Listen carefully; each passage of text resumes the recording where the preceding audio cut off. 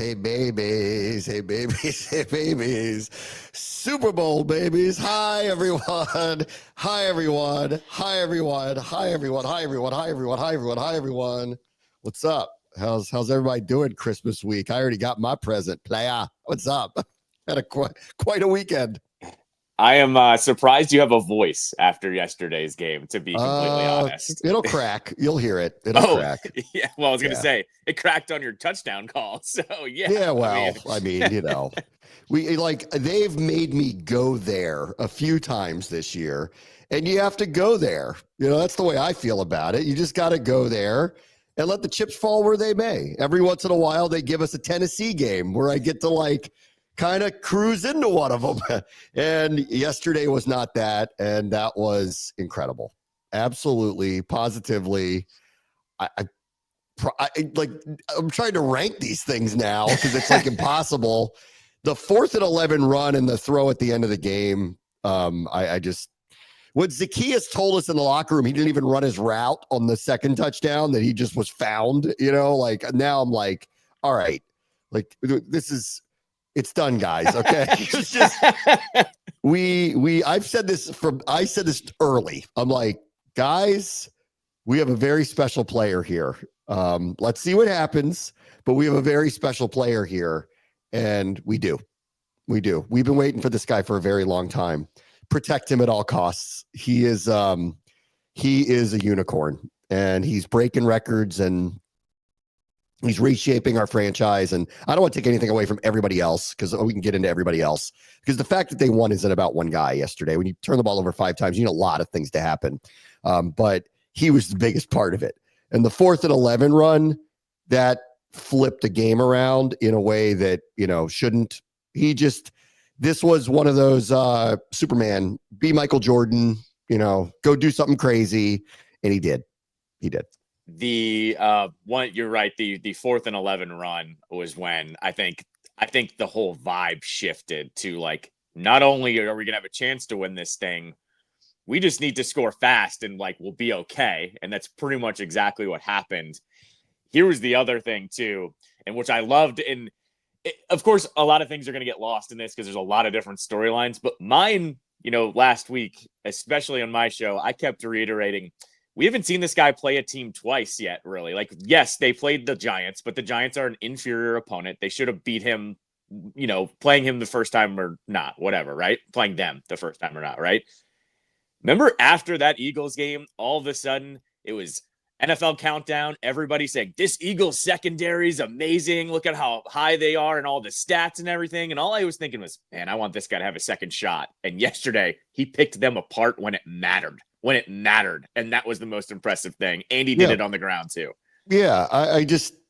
My whole message last week in rewatching the Eagles game and getting ready for it, I'm like, you got to stay in the story for a moment. That was the worst setup ever. The team was screaming for a bye. Yep. He was still hurt. I know they had to play on Sunday too. It was a turnaround for them too, but they were the home team. They got to rest, remember? They got to rest because they had killed the Cowboys the week, but this is when the Cowboys were still in their lull. Cowboys are going to be looking for their revenge this weekend against them too. Watch. That game's probably going to end up being close. Watch. Especially if Hurts doesn't play. Watch. It might really be close. But I remember this was my message all week last week because I rewatched and I'm like, he didn't play that poorly. He had a couple throws that he wanted back, but he wasn't moving the same way that he typically moves. And I went on with Kincaid up in Philadelphia, and we talked about this here on Friday, and I said it on both pregame shows, the Commanders one and our radio one. I go, this team hasn't seen him yet. They didn't see the real version of him yet. They didn't see the version that we know exists, that is all of a sudden back, that was doing overlooked in that New Orleans game was how good he was in that game. He made 8 crazy plays in that game too, but it was overlooked by the refs, the clock stoppage. They nearly blew the lead. Maybe they were lucky. Everybody had just different, they were lucky. And I'm watching this going, no, they should have won 40-7. And I'm like, because his play determined how big it should have been. It was their own mistakes, the penalties and everything that kind of ruined drives. And yesterday it was their own mistakes that almost ruined it again. But this guy, he is a soul snatcher. Like we haven't had a player like this. He smiles through the whole thing. He's nonplussed about it after the game. Like, you'd think he'd be bouncing off the walls. Nope. Totally cool, calm, collected. He's like, I'm born to do this. And we are really, really lucky to have him, because I don't know. Someone asked, him at the end of his press conference, what's the ceiling for this team? And he goes, I don't know. And I got to be honest with you, I don't either. Because if they can make that many mistakes, play that poorly, and beat a team of that caliber anyway, well, time to start believing, people. Who knows, right? Who knows? This goes back to the flow chart that I've been talking about all year, though. Like, it pretty much goes like, is Jaden Daniels playing? Then yes, they have a chance to win every single game. Like, this is where we've landed now. Having this guy is, even through 5 turnovers and being down by 20 plus points in the fourth quarter, they still have a chance to come back and win all of these games. I was listening to you guys in the third quarter into the fourth quarter on the way into the Caps production yesterday.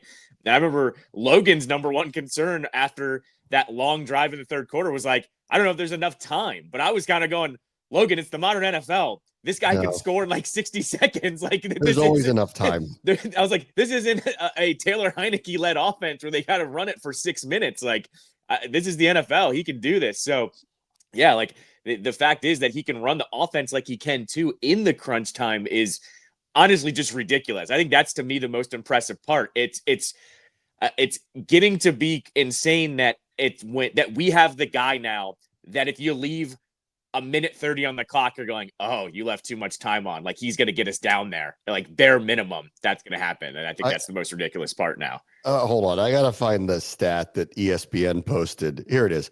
With the rookies, Jaden Daniels, 4 passing touchdowns in the final 30 seconds of the fourth quarter in overtime is the most by any player in a season since the merger. Any player. So stupid. It's so stupid. not rookie. Any player. Any player. Dan Marino, John Elway, Joe Montana, Tom Brady, Peyton Manning, Drew Brees. Any of them. Any. Just pick any of them. Pick your favorite. He did that. He did that. So, like, the clutch gene is so absurd in him.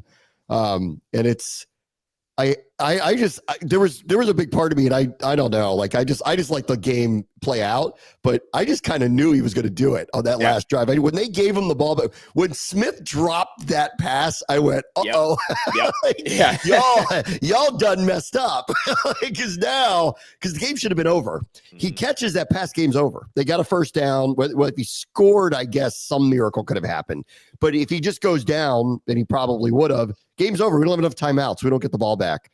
And somehow, some way, the gods decided to make him bobble that ball and drop it. And all of a sudden I went, uh-oh. Like, you can't. This is second week in a row, too. Last week, Darren Rizzi said, we went for 2 because we're not giving that guy the ball back. Yep. So we'll, like, if we lose, we lose. But I'm not losing to him. Like, we're at the point now where everyone around the league expects this to happen, too. And I bet if Sirianni was honest, he knew it, too. Number 1 defense in the league. They put 36 points up on them, okay? Number 1 defense in the league after 5 turnovers, and really 6, because the first drive doesn't count as a turnover. It's a turnover on downs. It's almost mathematically impossible what they did to score the amount of points, to have the ball as many times as they did to score that amount of points. It's astounding, really. Not to mention 20-plus points were in the fourth quarter against that defense. It's not like it was a slow build. Most of it came in the fourth quarter. It's so funny. Like, Kincaid texted me right after the game. I already know what they're talking about up there. I can tell you. I already know what they're talking about. It was Pickett. It wasn't, though. He didn't drop that ball. He didn't drop that ball at the end. He was actually not bad. It wasn't. Like, and I saw someone, because someone, like, was saying, like, oh, it was Pickett. And I saw someone tweet out something like all the jerseys of all the quarterbacks the Eagles through the years, and go, yeah, it's not the backup guys. And this is what I would say to that one. You guys got 5 turnovers, really 6, and you lost. Like, don't hit me. I don't care who the quarterback is. It doesn't matter who the quarterback is. The likelihood, I'm sure there's got to be, Elias has to have a stat on this too. How many teams win when they're -4 in the turnover margin and really -5. Go show me that stat, because I don't care who the quarterback is on a 12-2 team. Don't at me on it was the backup. I don't even want to hear it. No, and I mean, to do that also is to erase what the Commanders defense did to Saquon in the second half too. You know, what did they hold him in the second half? It was like less than 30 yards or something. I know it was after the first quarter. Yeah, it was only he like was 16 for 27 in the second half. Okay, yeah. So after the first quarter, it was only like 42 yards or something like Correct. that. Like, you're erasing what the Commanders defense did to dare you to pass the ball. And Pickett actually did pass the ball fairly well. Like, that was the most frustrating part in that fourth quarter was he was getting the ball off and then just floating up to AJ, and he was catching it. Like, he didn't play poorly. No, I thought he was fine. What are you guys talking about? He was fine. Like, there's nothing wrong with him. He flipped the ball. He turned the ball over like right away in the first half. But other than that, like, that was a very solid performance. I'm not calling him all world or anything, but like, it wasn't his fault. It wasn't his fault. He got away with a fumble. Like, that was. I think that was a fumble. Like, he got away with that one. The hand was going forward. I mean, it sucked. Like, had they called it a fumble, and his hand on the replay was barely going forward. Like, it was a good call, but I hate the call. It was one of those ones. Here's the other one that I love. They're screaming about Cornelius Lucas. Oh my God. Yeah. They jumping the snap. And I'm sitting there going, like, watching this and going, you guys do that every play. Right. Do you know who Lane Johnson is? Because what are you all talking about? Yes. You invented that. I've been for years. I asked Rivera about it. I asked Quinn about it the first time. I go, isn't that a false start? How is that not a false start? They've been doing this for years. They look like they jumped the snap. And Rivera, who was on the competition committee, told me, he goes, it's been talked about. He said, but it's so close to the snap that the referees don't call it. Like, it's not like people haven't pointed this out. So other teams started doing it. I thought it was so rich that these people actually brought that up. I'm like, are you kidding? You guys have been doing this for years, and I've been screaming, that's a false start on every play that you run with Lane Johnson. You're kidding me that you are actually saying that today. This is like, I was going to get to this like probably later on, but like, everything you're saying in a nutshell is Philly's getting squirrely with us now. It's the best because it's every excuse and it's every little thing now. All of a sudden is you shouldn't have won that game. And all I'm thinking is, guys, you're coming off a 10-game win streak. You should be way more calm about this, but they're so squirrely about everything that happened yesterday that you can tell the paranoia, the Philly paranoia is setting in with them because it's every little thing. And all I'm going is, guys, you lost a division game to an opponent that, you know, frankly has been on the upswing all season long. And even when this team was bad for the last couple of years, have had your number. So why are you just like completely losing your mind on this game? It's hilarious. And yes, that was the one that tipped me, was the false start one. Guys, wait a minute, this is actually something you guys are caring about because you do it every single snap. Guys, we were leading in the fourth quarter of the aforementioned game that we had no business being in up in Yes, Philadelphia. Right. Like, if you go rewatch that, you'll go, they had every chance to win. Like, I going in didn't think they were going to, and I didn't ultimately think they'd be competitive. And there was a really bad 3-minute stretch where it totally went sideways. But we walked out of there going, you know what? This is just bad timing. No worries. We're good. We're good. And I will point Philadelphia to a story of a tale that happened earlier this season. You know, it's funny. We used to break teams for different reasons. Remember, when they lost to us, they'd fire their coach. They would like lose. They were like, we can't lose to them. It was basically the league telling you, we are not a team that's worthy of losing to. And if you lose to us, well, we have to do something about it. There must be something systemically wrong with us, right? No longer is that the case. Now they look at us and they go, oh God, like, are they going to break our souls? And I will warn you, because you guys have a history like last year of doing this, of unraveling. And we already unraveled a team this year. The Bears have not won since that Hail Mary. Similarly, okay, they have a very good roster, okay? They don't have near the amount of consistent success that you do. That's a big difference, right? That's a big difference. However, they do have one thing in common with you, and that is a head coach that I'm not sure that you guys really like all that much. And you can easily start to blame, right? And then we've already heard all the weird, this guy doesn't like that guy, and this guy's this, and this guy's that. And the whole time I'm sitting there going, guys, you haven't lost in 2 months. What's wrong with you? Like, how could you be this upset? So I actually thought Sirianni used the right word yesterday. And in his press conference, he said, because like there could have been knives out. This is Philadelphia now. They got 5 turnovers and lost, okay? They could have come at him for anything and everything, and he just basically said sloppy. And I actually thought it was the right word for them to use for this because their penalties, them not keeping their composure, they were complaining about CJ Gardner-Johnson's penalties. They're complaining about that. Well, he didn't do this. Then he double-birded the fans walking off the field. Jalen Carter got called for a ticky-tack call, whatever, that happens. Marshawn Lattimore, one of the 3, was a ticky-tack call. We're not sitting here complaining over and over and over about it.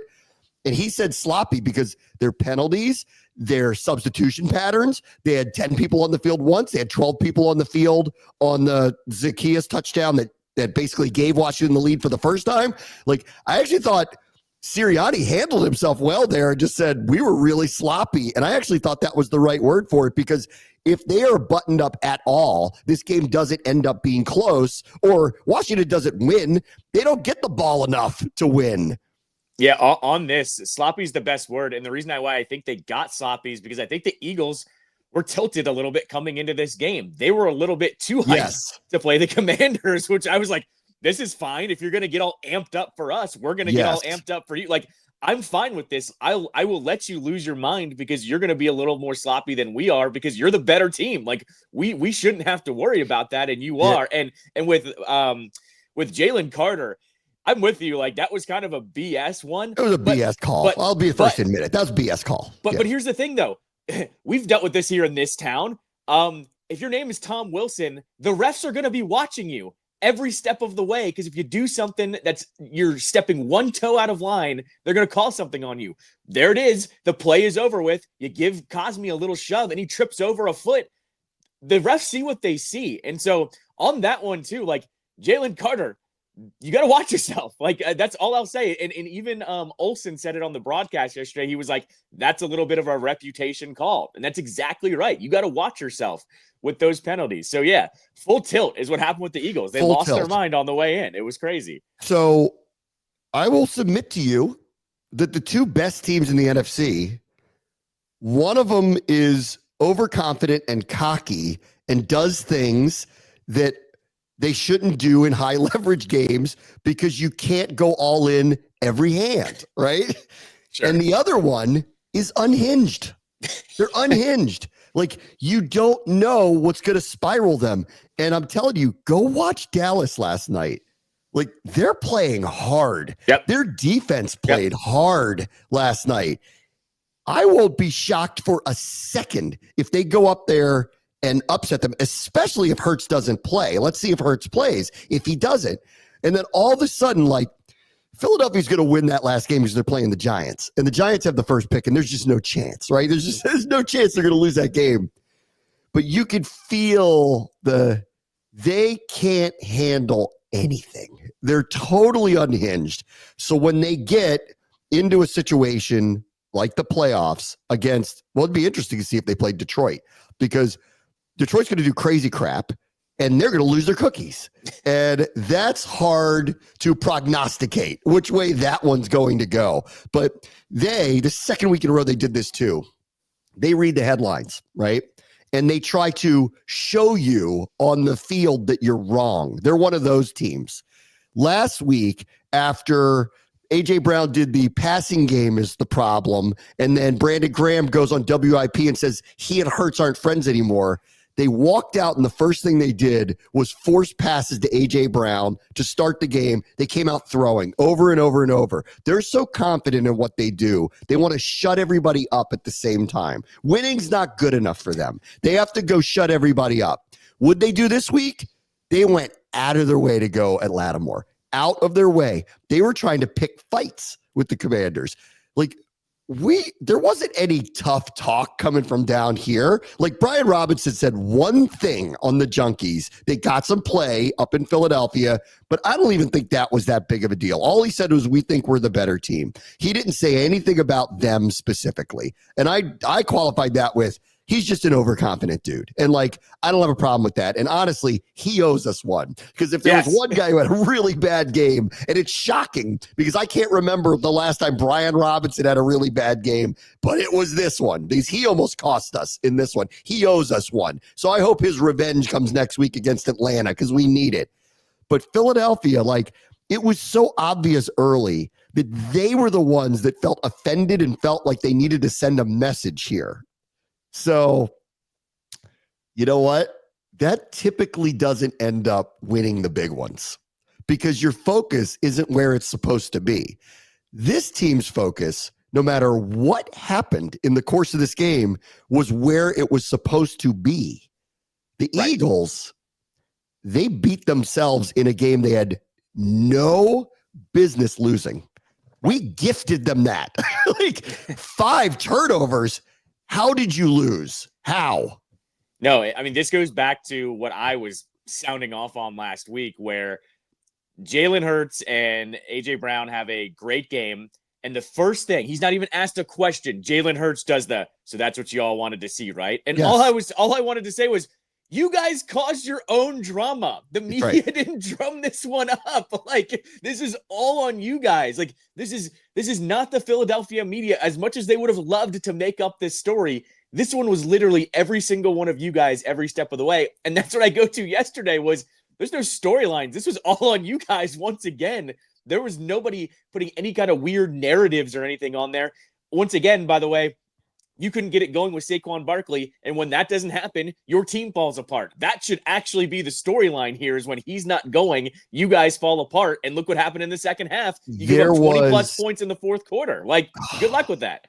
I got to go look up which drive it was, but it was in the second half when, like, they were throwing on 3rd and short and, like, 4th, like, they were throwing on these 3rd and shorts, and I like, looked at, I said to London and Logan on the air, I'm like, why aren't they relying on Barkley? Like, this is the point where, you know, I don't know. Hasn't he done enough to kind of show you that he's the best player on your team and the most reliable player on your team? And if you need 2 yards and you can't do this tush push because Hurts isn't out there, why wouldn't you give it to him? Like, what are you doing? The stat I loved on the Eagles coming into this season was because of the Giants. The Giants had the worst offensive line stat of running backs getting touched after they get the ball last year.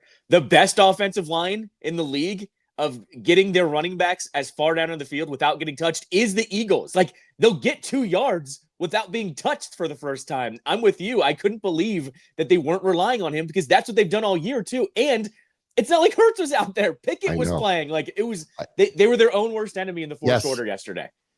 And, this is just, you could just feel it. Like, they let the outside noise get to them in a way that is probably going to ruin them. Like, they're clearly, they're going to win the division because all they need to do is win one of the next 2, which means they're going to have a home game, which means they're going to be the 2 seed, which means we might play. Well, they probably don't want to play us again. They're probably hoping we get the 6th seed at this point. I don't think they want to play us again. Probably not. Right. No. I mean, that was always kind of, you know, I didn't want to say I wanted the Eagles, but I would say Jaden Daniels a 3rd time against that team. I would like to see it. I'm just saying, like, I don't know what's going to happen. But the other one too, even the other day when I was on with Kincaid and he was like, don't hit me with this beating a team 3 times as hard. I'm like, you haven't beaten us twice yet, pal. That's right. Like, yes. Right. What are you talking about? Right. Exactly right. Yeah. 100%. And our quarterback, he ain't listening to the noise at all. Right. Not that there is any, because we've never seen anything like this here. And he is the Christmas miracle of all Christmas miracles. Once again, too, by the way, it's always really funny going to the comment section of Jaden Daniels whenever he has a highlight, because of course it's a lot of praise, but then there are a few people that are doubting. I just want to say he threw touchdowns to Jamison Crowder and Zacchaeus yesterday, who previously had 0 touchdowns on either side of them. 2 each. Yeah, 2 each. Yes, sorry, 2 each. Right. Yeah. And by the way, he found Terry McLaurin one more time in there as well. Like, I'm sorry, this guy with what he's working with is legitimately unbelievable right now. Like, and the fact that they found McLaurin as wide open as they did yesterday was crazy. At every turn, it's like, well, Noah Brown's here. You don't have a number 2 receiver. I guess we do. They're all number 2. Like they're all number 2. They're all number 2. Yeah. Terry's catch was ridiculous too. That was ridiculous. That was absurd. His numbers, he tied franchise record yesterday for most touchdown receptions in a single season. He could break that the next couple of weeks. The other one was the Joe Namath, Don Maynard stat. Did you see that one? No, what was that one? Jaden Daniels is the first rookie quarterback to have 12 touchdowns to a single receiver since Joe Namath and Don Maynard. That's the only other duo to do that. They're both in the Hall of Fame. Wow. That's crazy. That's ridiculous. And if you had any questions anymore, Terry McLaurin's name is going in the Ring of Fame. Not that I actually think that was much of a question, but if this season didn't solidify it as he is one of the greatest players to ever come through here, then you don't know what you're looking at. Like you can attest to this. 2 years ago, I called him the best wide receiver in franchise history. I called it early, but he hasn't passed Charlie Taylor yet or Art Monk. It's hard because the numbers are so out there, and Art Monk won Super Bowls. So until we get there, it's hard for me to do that. But he's number 3, right to me. Right. Number 3 and rising quickly. Yeah. The other side of this too, and I'm sure you're going to agree with me here, is I don't know if there's a guy that's ever been so universally loved by this franchise and this fan base. Like, they get him the ball and the crowd wakes up a little bit. Like it's a little I compared it yesterday to like when Stone Cold used to come out in WWE, you'd hear the glass break. When he gets his first reception, the whole crowd gets up and starts chanting his name. Like, next week, if I'm Cliff, I'm saying we got to get the crowd going early. We're going to Terry like 2 or 3 times in the first drive just to get the crowd going, because there's an energy that comes in when he gets a ball that goes crazy in the stadium. I'm surprised too. The crowd really likes it when Luke McCaffrey returns kickoff. We're chanting his name too. I mean, that's an easy chance. Oh, yeah, that's true. Like, don't give the crowd too much credit on there. I'm a part of it, but don't give him too much credit. God, I want to go on Kincaid's show tomorrow. Now I'm just like, I just have so much to say to him. You should have gotten the rebuttal. You should have been like, if we win, I want to come back on Monday. That should have been your deal with him. Yeah. All right, let me take a quick break. Bram watches the show. He's at 6:30 Sports Capital. All right, here we go. Next week, we get to see what is a playoff game for the Falcons. For Washington, they have to win one of their final 2 and they're in. Or actually a Falcons or Buccaneers loss actually along the way here, and they're in. So there's a lot of different routes, and it's very likely that Washington's in. I will say this, for the same thing that I said about watch out with Dallas and Philadelphia next week. They're playing really hard. So that's not going to be a cupcake at the end of the season. And Dallas, honestly, like, that's the one game of the year where I thought we were outclassed across the board. It was when we played Dallas. So, I'd like to see this end this weekend. For Atlanta, this is it. They have to win this game. It's really a playoff game for them. Penix had his debut. Obviously, there was on at the same time. So I haven't seen it yet. I'll watch it this week. They had 2 defensive touchdowns, and the Giants are terrible. They've really folded up the tents. So I don't know what to make of it yet until I see most of it. But we got a playoff game Sunday night. No, and I mean, I expect the crowd to be the best crowd of the year too. I think yesterday, we didn't really talk about it last segment. I think there was a reason why there were so many Eagles fans this week, and it was because I think Commanders fans unloaded their tickets knowing this game wasn't as important. That's just my I think these were bought early. This is a carryover of these bad secondary market deals that the previous administration had, and they're trying to unwind a lot of this stuff. And I think in the not too distant, it's part of the story that the people don't talk about. Everyone thinks that the Commanders fans are buying the tickets and selling them. Like, there's these deals with these secondary market brokers, and they ended up selling the tickets in the other markets, which is why so many fans ended up showing up here. And the new administration is trying to unwind a lot of that. So I'm hoping in the years to come, not only does the season ticket base go back up, hopefully because the team is successful, but they get out of these deals where it's easily accessible to fans from other markets. I think the secondary part of that, though, is Commanders fans weren't exactly seeking this one out. They were seeking the Falcons game out, because really when we kept when you kept unpacking everything last week, it was essentially this Eagles game doesn't matter that much. It's the Falcons game. If they win, they're probably in. So I feel like if you were going to go to a game during holiday time, by the way, like let's not discount that weekend before Christmas, weekend before New Year's, those are two weird time periods in this area specifically. So I kind of looked at it like that, but I'm going to look at next week as this better be the best home crowd of the year because it's you win and you're in, and we haven't had one of these in a long time. So I'll be watching Penix later this week. We'll get to it later this week. Yep. Let's see. Lions bash the Bears, so they're fine. Chicago continues to lose. I still think the injuries on defense may be the problem for them when they play the playoff competition that they're going to play. But because of the Eagles' loss now, if they can get the 1 seed, then they get that extra week off, which maybe helps them get some reinforcements or get rested or whatever. I think they have too many injuries on defense to win it all, which I thought it was their year. It just felt like it was their year. And maybe it still is, but it's going to have to happen with their offense being unstoppable. Them beating the Bears only just says to me, and the way that they did it was they're willing to go into the fight knowing that they don't have a full deck, but they're going to be tough to beat anyway. The other thing here too is like, I'm just wondering, Ben Johnson's been in his bag all year. The fake fall over thing that happened yesterday. That was pretty good. Like, all I'm thinking is like, dude, what are you saving for the playoffs? Because like, that was genius. I don't know if you saw the real breakdown. Like the Lions players all yelled fumble to screw up the Bears players. So they all kind of scrambled. Like, yeah. I'm just saying, like, I know we have our own gripes with Ben Johnson in this area, but like, all I'm thinking is, dude, what are you saving for the playoffs? Because you have been in your bag all season long. And the fact that you were pulling that out against the Bears yesterday tells me like you guys are pulling out no stops here. This reminds me, remember when they did the quarterback series and Mahomes and Reed admitted that they do that thing called the lab where they let the players make stuff up because there's trust. Remember they did Ring Around the Rosie and all those crazy things. And I think like it's dangerous because if this stuff blows up in your face, it looks really bad and then the media will get on you about it. But they're like so confident in one another that they're messing around. And that's embarrassing. Like this is like to me, like this is like when Dallas brought the benches or when your rival does it to you and just messes with you, it sticks with you. Yes. And that was incredible because Jahmyr Gibbs sold it hard. Goff, I mean, he had to practice stumbling. Like he had to pull this off. He had to practice stumbling. It was pretty amazing. Well, I mean, the best part about that is it's a play off of the handoff that ended that Thursday nighter against the Packers game. Like the best part is they played off of a mistake that happened.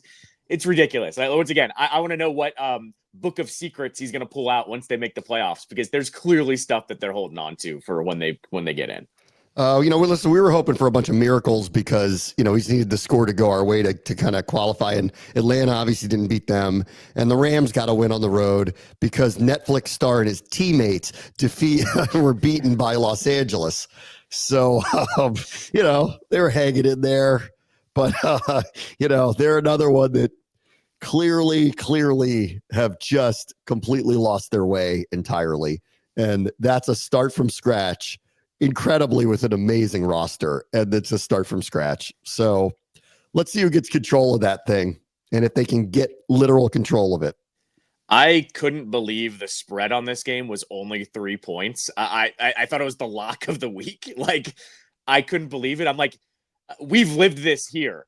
When you have those crazy storylines come out, some media likes to say like, oh, they're going to put it behind them. Not when your season's going like this. And I just couldn't believe it. Not only that, it was 3 points. And then before kick yesterday, it went down to 2.5. And I was like, what is going on here? And they were easily dispatched yesterday.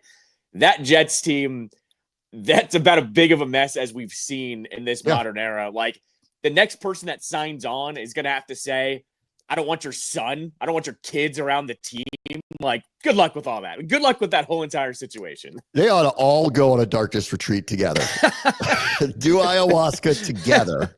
Let's see what happens. Yeah, then we get Johnson and Johnson, prescription ayahuasca. That's what ends up happening. Listen, You make it worth this administration's while, and they'll hear you out on anything. It's true. You are correct. They'll hear you out that. on anything. That's right. Yep. They love Bitcoin. So you never know. You just never know. Let's see. Oh, you take the bus. This was actually predictable. The Panthers, like Dallas, have been playing really hard like the last few. You just haven't gotten any wins. And there go the Cardinals. Bye-bye. Nice season. Coin flip. I've been calling them coin flip all year. There's a reason why they're 500 throughout the entire season, and I'm not surprised they lost this one. You and I have talked about the Panthers. They played really well in this second half, actually. They did. Let's see. I buy the Vikings. I just do. You know, I will have to see it to believe it with Darnold in the playoffs. Yep. We'll have that's the part I gotta see to believe. But like, they've proven enough to me. I turned the corner about 4 or 5 weeks ago. I didn't believe it up until about 4 or 5 weeks ago. And then we started playing some common opponents. So I ended up preparing for games and watching them and going, oh, this is real. Like, and it's not even just Darnold's playing at an extraordinarily high level. And they obviously have stud wide receivers. Their defense is just fooling the crap out of everybody. And they get these really well-timed pressures and they blow drives up. And, you know, with Detroit's injury issues, if the Vikings win next week, they're going to play Detroit week 18. That'll be for the 1 seed. So don't call me shocked when they have it, you know, by the end of all of this. I think no matter what, off of yesterday, KOC is coach of the year. I know a lot of people have been like kind of clamoring for it, but I think off of yesterday, that's a tough place to play. We wanted to see it with Darnold. We've now seen it.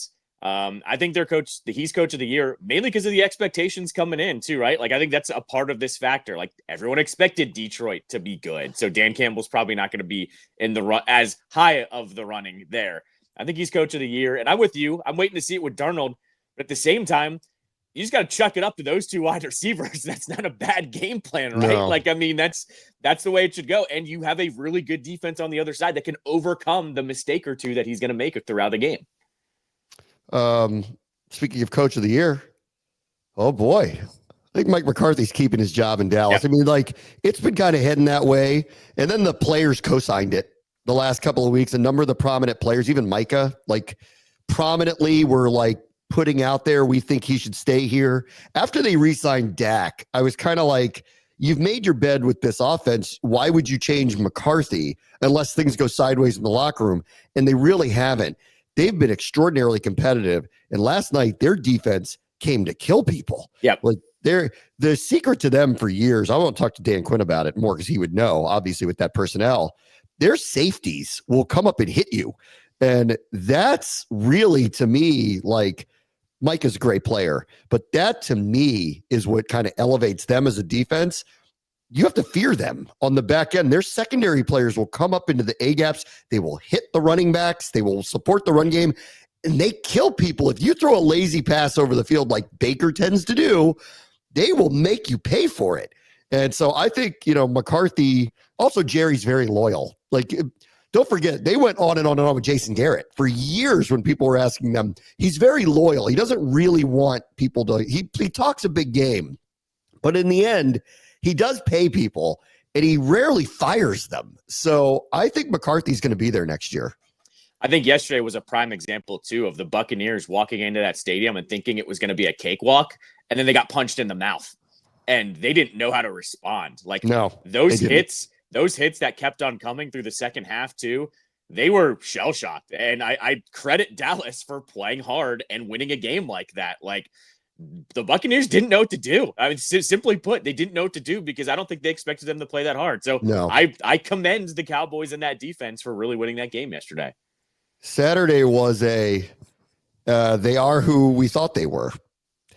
Chiefs get a statement win. Tank Delsing was terrible. That was awful. That was bad. Chiefs get a statement win. They just keep winning. Like, I'm done with their lucky. I don't know what it is, but they get away with it every single week. Told you not to go against the Magic. And the Ravens, boy, did they pounded Pittsburgh. So the Pittsburgh balloon is losing some air. Yep. And I can't believe that Pickens is a great player, but without him, their offense just goes sideways the last couple of weeks. So Russ can stop yelling about a contract extension until the offense turns back around and they start winning some of these big late season games. And, outside of the Bills, who do you trust more than those two to end up in the Super Bowl? Not only that, and I've said this all year long, the worst part about the Chiefs, and I guess the best part for them is that they're winning all these close games, that they don't show any panic, that they know, we just need to keep this sucker close. And then we've got, that Patrick Mahomes guy to lock things in. More so, though, their defense has been really good all year. That's been the lost story, I think, in this entire NFL season, is just how good the Chiefs' defense has been. Yes. And, that's going to win them probably an AFC championship, bare minimum. They're just going to keep this thing close. We'll see what happens in the playoffs. But the fact that they keep winning these close games with a really good defense, that's what wins you a championship again. So the storyline of the Super Bowl is, can the Chiefs defense stop Jaden Daniels when it matters? Jeez. Wow. Jeez. Just kidding, guys. Just kidding. Not getting ahead of myself. Let's see. Bengals are surging. I pointed this out last week. Schedule lines up for some Michigas here at the end of the season. They get Denver this weekend. Yep. They have to beat them. Mm-hmm. I think they will. And when they do, the Chiefs are actually going to be the team that decides whether Denver makes the playoffs or not. Because if the Chiefs lay down, Denver's in. And if the Chiefs beat them and the Bengals win, Bengals will leapfrog them and get in. And if I'm the Chiefs, I want nothing to do with Joe Burrow in the playoffs. Nothing to do with it. There's so many factors here, though. Do you trust the Bengals to actually win that game against the Broncos? Yes. I don't know if I do. Have you watched Denver's defense the last few weeks? Burrow's going to light them up. This game might be high scoring, but Burrow's going to light them up. It has started, though, on ESPN of the, if the Bengals get in, who wants them? And everybody's nobody wants that smoke. Nobody wants Burrow, who's going to be playing with nothing to lose as a road team the whole entire time. Good luck with that. Good luck with that AFC side. Have fun with that. And then the last one's this. Raiders won, so the Giants have the top pick. So how does Dion and Shador feel about this? Right. Someone needs to ask them, because I heard Dion do an interview the other day, and he was like, Shador's the top pick, and nobody's trading the top pick. And then someone said something about the Giants, and he just reiterated that. But how does he really feel about the Giants having the top pick? I don't know. Right. I don't know. Yeah. And it'll be funny if Joe Shane is still in the job and they do Hard Knocks and he explains to Dion he's not taking his son. That would be perfect. That'd be great. That'd be must watch. He should call Saquon and ask him, who should he pick? That's right. Yeah. That'd be perfect. All right. Be right back. Brainwash the show. ESPN 630, the Sports Capital. When last we did this show, Elon Musk had tanked RFK. That's right. And then I woke up Saturday morning and they figured out some legislative maneuver that got all 100 senators unanimous to sign on to sending the RFK deal as a standalone to the president's desk. So we're all assuming that he's going to sign it if he wakes up from his long slumber and puts, someone has to probably weekend at Bernie's, hold his hand down and write his name. Give him a poke. Come on. Yeah. They're going to push his hand down. So anyway, this sounds like this is on again. So we got our first Christmas miracle of the weekend. RFK's back all of a sudden. And Muriel and company, the ball's in your court. Let's go. What actually sounded like what the chatter was overnight and into Saturday was that the Musk thing almost galvanized people to go, oh, crap, he was wrong. I don't want to be on that side of history, essentially. Not saying getting this bill is some piece of big history, but you know what I'm saying here. I think what it did is galvanize people of oh, he was wrong. We should probably not get this through because of what he said about the whole funding thing. And here it is. It unanimously goes through. And you even had, I follow Mark Ein on Instagram, and he tweeted about how great the game was. And then he puts on his Instagram story, and now I'm driving by RFK. What a weekend. And I'm oh God, we're really diving into it over here. Come on now. So we all know what we want the outcome to be. Let's just play it cool. but even I was all right, Mark, cool. Soft launch with RFK up there on Instagram. Westmore's a good guy. Let's just play it cool. Let's play it cool a little bit. That's right. Yeah, exactly. So amazing. I can't believe it happened. And let's see where it goes from here. It's not over by a long shot. The DC City Council and the mayor have to agree.